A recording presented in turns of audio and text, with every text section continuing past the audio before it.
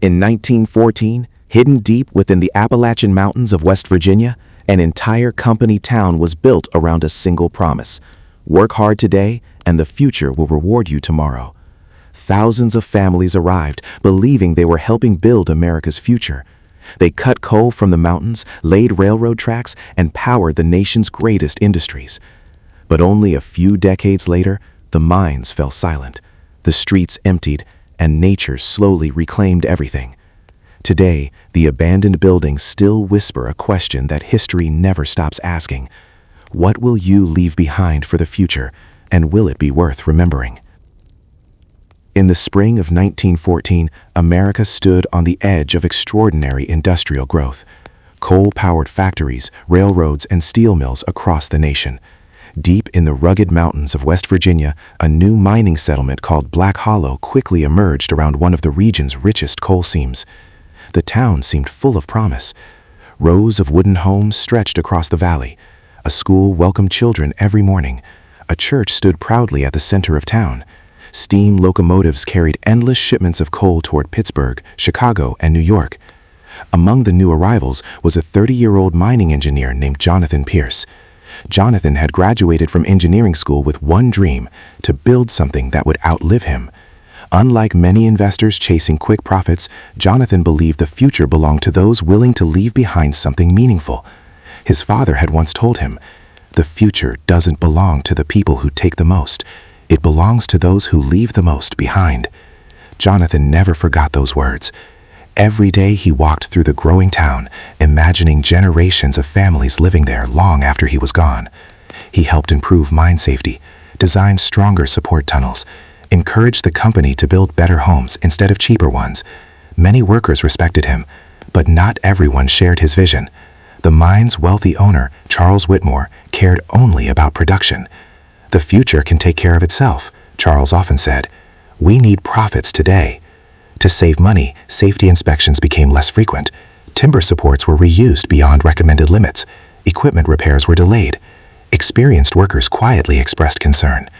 Jonathan warned management several times. "If we ignore today's problems," he explained, "someone else will pay the price tomorrow." His warnings were ignored. By 1916, Black Hollow had become one of the busiest coal towns in the region. New businesses opened almost every month. Families celebrated weddings. Children filled the schoolyard with laughter. Everything looked successful. Yet beneath the mountain, small cracks continued growing. Jonathan spent countless nights reviewing engineering reports. Each month the risks increased. Still, management insisted production continue. Then, during the harsh winter of 1917, disaster nearly struck. A section of the main tunnel partially collapsed after weakened supports failed.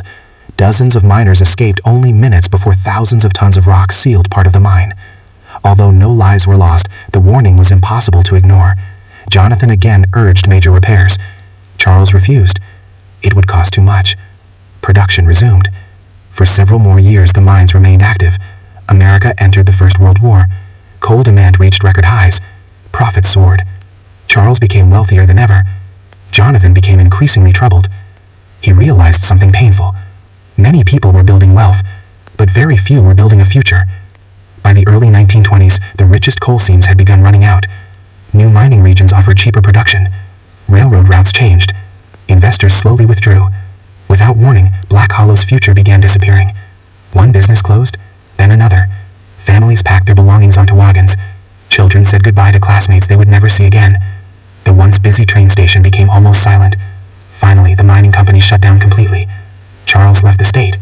The workers remained behind, with nowhere to go. Jonathan walked through the empty streets one final time. The school stood abandoned. The church doors remained locked. The houses he once hoped would shelter generations sat empty beneath the mountain sky. Nature slowly reclaimed everything. Trees pushed through broken foundations. Wild grass covered forgotten roads. Rain washed away footprints that no one would ever replace. Years later, historians listed Black Hollow among America's forgotten mining towns. Visitors who discovered its ruins often asked, "What happened here?" Some blamed the coal industry. Others blamed economics. Jonathan believed the answer was much simpler.